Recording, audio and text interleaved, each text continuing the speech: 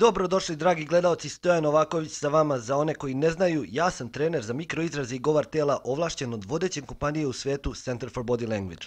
Danas ćemo da analiziramo gospodina Dragana Đilasa, koji je sa svojim snimkom napravio pometnju i da vidimo da li su njegove suze bile iskrene ili ne.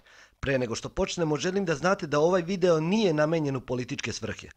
Sad kad smo to rešili, želim da se vratimo prvo na jedan snimak gospodina Đilasa i jednu izjavu koja mi je privukla pažnju, a vezana je za ovu temu, i da uporedimo ta dva snimka. Ne zaboravite da kliknete subscribe dugme, bacite like, ostavite komentar, pa da počnemo.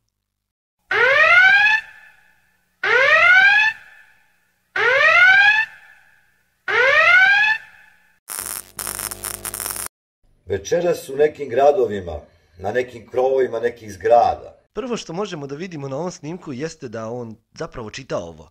Nema pretrage u glavi za riječima i pravi taj neki uvodni govor. Kasnije u snimku ćete imati priliku da vidite i pogled na levo, gdje mu, pretpostavljam, stoji tekst. Montirali zvučnike i sa njih emitovali poruku: Đilase lopove, vrati pare. Ovo je jedan od prvih pokazatelja nadmenosti. S obzirom na to da snimak govori o nečemu što treba da izazove bes, tugu, gađenje ili neku jaku negativnu emociju, on to ovdje ne pokazuje.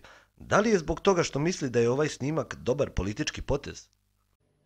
Kamioni sa ozvučenjem u vreme policijskog časa, kad je Srbija zatvorena, dobili su dozvolu. Taj isti, da kažem smirk, odnosno zlokoban osmeh, vidimo i ovdje. Njemu je drago što se to čulo. Definitivno je tražen izgovor da se napravi snimak poput ovoga.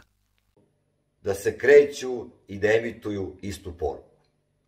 To su slušali građani Srbije, građani moga grada, to je slušala moja majka i na sreću nisu čula moja deca.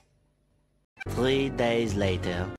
I dolazimo do snimka koji smo čekali. Zar nije neverovatno da samo nakon 3 dana, kada je izgovorio da njegova deca to nisu čula, ona su dobila priliku da čuju prozivke namenjenom njihovom ocu? Nego, hajde da vidimo da li je njegova tuga bila iskrena ili da li je sve ovo bilo namešteno. Sada je minut do 9, ugao Patrijarha Varnave i Braničevske. Skakutanje sa noge na nogu, što nam ukazuje na stres, spuštena glava, usne pokazuju tugu sa kombinacijom besa, dok obrve pokazuju čist bes. Sad sam već dosta smiren. Zanimljivo je da je morao da spomene da se smirio. Time želi da kaže da je bio mnogo više uznemiren i da je situacija ozbiljna zbog zvukova koji mu do pre 3 dana nisu uopšte smetali. Ovde, s ove zgrade, s ove terase, večeras 10 minuta, sa ozvučenja su pustili Đilase lopove. Đilase lopove! Đilase lopove! Da li ste primetili donju usnu kako podrhtava? Ovo jeste osjećaj iskrene tuge. Ne verujem da je baš toliko dobar glumac, ali nije tuga zbog toga što ga nazivaju lopovom. Tu smo već vidjeli ovaj izraz.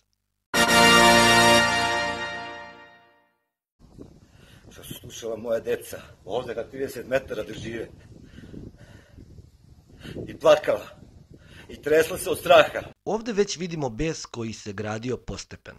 Treba da znate, bes je emocija koja se gradi postepeno, može se graditi brže ili sporije, ali ona se uzdiže i nikada nije momentalna. Zato što ti, Aleksandre Vučiću, jedan kreten, bre. Bolesnik, jedan koji šalješ debile.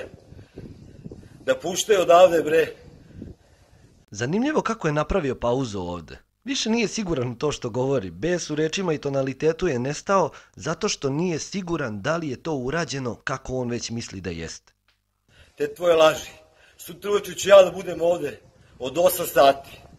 I da vas čekam da vidim vas. Ovdje opet vidimo tugu. Definitivno nije tužan zbog prozivki, već isključivo zato što mu deca plaču. To je iskreno. Iako nije bio uveren da je to, pa da kažem, maslo Aleksandra Vučića, zato što je prestao da se obraća direktno njemu, već je rekao vas. Da je siguran, rekao bi nešto drugačije. Hrabre, koji to radite da moje deca plaču.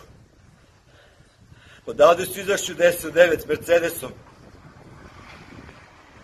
Kažu... Sada već izgovara stvari u koje nije siguran.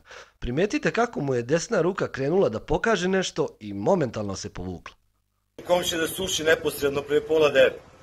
Pa dođite sutra uveče. Čekat ću vas ja s mojim prijateljem, pa da vidim vas hrabre, koji maltretirate ove ljude i koji maltretirate moju decu, koja su ona nešto kriva. On je definitivno tužan zbog toga što su mu deca plakala, to je iskreno. Ali nije siguran ko je to uradio, samo je morao da nađe krivca, pa iskoristio ovu situaciju da proba da okrene u ličnu korist. Odgovarat ćeš za ovo kad-tad, ja ti garantujem, kad-tad. Bilo bi jako čudno da nije osjećao tugu zbog emocija svoje dece, ali ju je preusmerio u pogrešnom pravcu i za svoju dobrobit.